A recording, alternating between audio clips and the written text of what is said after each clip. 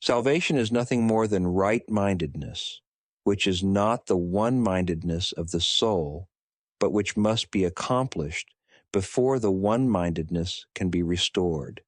Right-mindedness dictates the next step automatically because right perception is uniformly without attack, so that wrong-mindedness is obliterated. The ego cannot survive without judgment and is laid aside accordingly. The mind then has only one direction in which it can move. The direction which the mind will take is always automatic because it cannot but be dictated by the thought system to which the mind adheres. Every thought system has internal consistency, and this provides the basis for the continuity of behavior. However, this is a matter of reliability and not validity. Reliable behavior is a meaningful perception as far as ego thinking goes.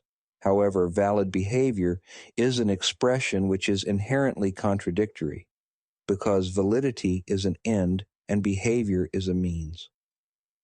These cannot be combined logically because when an end has been attained, the means for its attainment are no longer meaningful.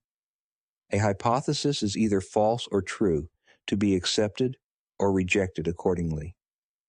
If it is shown to be true, it becomes a fact, after which no one attempts to evaluate it unless its status as fact is questioned.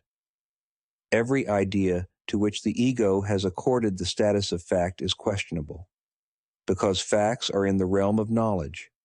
Confusing realms of discourse is a thinking error which philosophers have recognized for centuries.